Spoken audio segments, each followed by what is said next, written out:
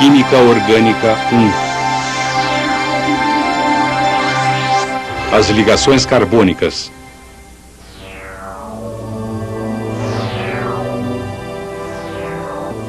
No programa 2, examinamos a hibridização sp3 dos orbitais e elétrons do carbono. No caso do metano, os orbitais do hidrogênio se sobrepõem aos orbitais hibridizados do carbono, de modo a formar 4 ligações covalentes.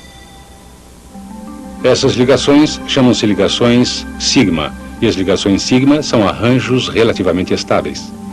O carbono se liga a uma série de átomos, inclusive outros átomos de carbono. Esta é a fórmula estrutura do etano. Podemos visualizar as ligações sigma acontecendo desta maneira.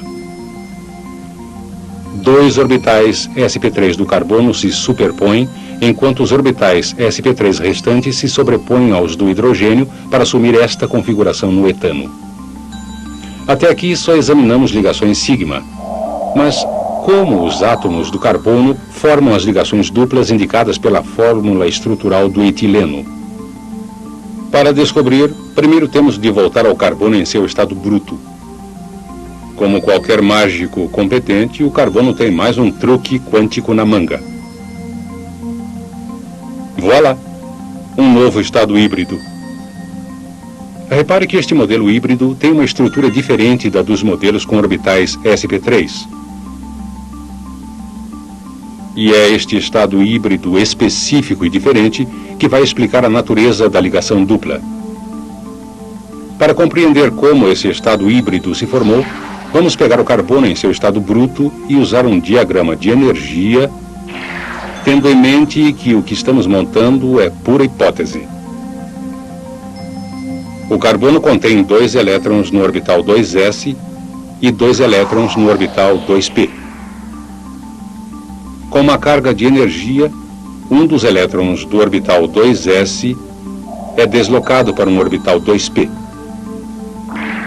Simultaneamente, os elétrons 2s restantes são promovidos para um nível de energia mais alto e um par de elétrons 2p cai para o seu nível intermediário.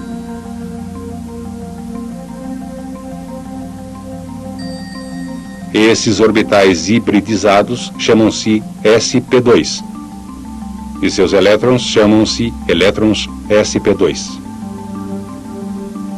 Os orbitais sp2 hibridizados se orientam no mesmo plano, a uma distância de 120 graus, ao passo que o orbital 2p restante se alinha perpendicularmente a este plano. Devemos ressaltar que o elétron do orbital 2p está em um nível ligeiramente mais alto que os elétrons dos orbitais sp2. Este modelo de estado híbrido agora ilustra o fenômeno da ligação dupla do etileno. No ato da ligação, esses 2 orbitais sp2 se sobrepõem para formar a nossa conhecida ligação sigma. Os orbitais sp2 restantes formam ligações sigma com o hidrogênio. Resta uma etapa final. Os elétrons dos orbitais 2p se fundem nesse arranjo em forma de cela. Mas não deixe que isso o leve à loucura, pois os elétrons estão prestes a fazer seu truque quântico usual. Eles se alternam acima e abaixo do plano.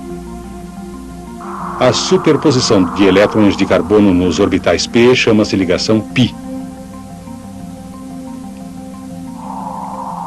Assim, quando utilizamos a fórmula estrutural para qualquer ligação dupla carbono-carbono, devemos nos lembrar de que a ligação dupla se compõe de uma ligação π e de uma ligação sigma.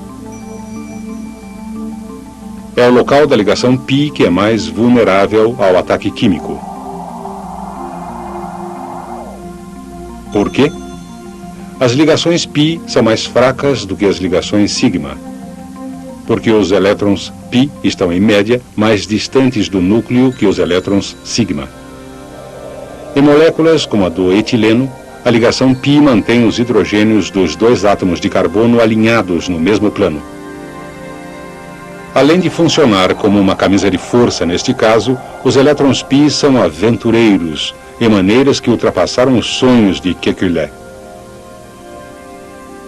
Em sua visão, o benzeno formava ligações duplas desta maneira. A mecânica quântica, porém, amplifica sua visão. Ela aceita, em geral, suas rígidas ligações sigma. Mas as ligações π ficariam trancadas no lugar segundo a fórmula de Kekulé. Os elétrons π, pelo contrário, arrebentam os seus cadeados à maneira de Houdini. Em um nível de energia mais alto que o dos elétrons dos orbitais sp2, eles não se ligam a pares específicos de carbono, mas circulam em anéis contínuos. Já fomos bem longe depois que Wöhler declarou que a química orgânica era uma selva. Dessa selva surgiu a arquitetura fundamental do carbono. E é essa arquitetura que fornece à ciência a chave para o descobrimento de mais de 1000 novos compostos carbônicos por ano. Ao explorar alguns dos compostos mais úteis, os plásticos que remodelam a nossa cultura, os combustíveis que impulsionam os motores industriais, as fibras sintéticas que sustentam a moda e o design. Não se deixe intimidar pela variedade de fórmulas e modelos que você vai encontrar. Por exemplo, neste tipo de modelo espacial, retratamos a superposição dos orbitais hibridizados desta forma para que os átomos de carbono e hidrogênio se destaquem com clareza e as ligações apareçam como uma sobreposição definida. Há quem diga que uma representação mais realista retrata a absorção mútua das órbitas desta forma. Ótimo! Ao simbolizar moléculas, os químicos selecionam um modelo que enfatize os aspectos da estrutura molecular que desejam mostrar. Alguns até recorrem a brinquedos infantis de encaixe de peças. E quando alguns átomos têm um papel redundante em uma reação química, basta retirá-los. Na verdade, os modelos espaciais não são terrivelmente úteis, além de explicar a natureza das ligações. Na química orgânica, lidamos com macromoléculas, e elas acabariam parecendo um monte de sucata quando uma fórmula estrutural é muito mais fácil de entender. Na ciência, o teste mais importante do modelo é saber se ele é útil. Portanto, a simplicidade é essencial. Com muita frequência, os químicos só estão interessados em pontos reativos, em um ponto potencialmente reativo da molécula. Esta é a fórmula do peróxido de benzoíla. Com uma dose de energia, vamos convertê-lo em 2 radicais livres. O resultado é um elétron sem par, o local reativo de cada radical.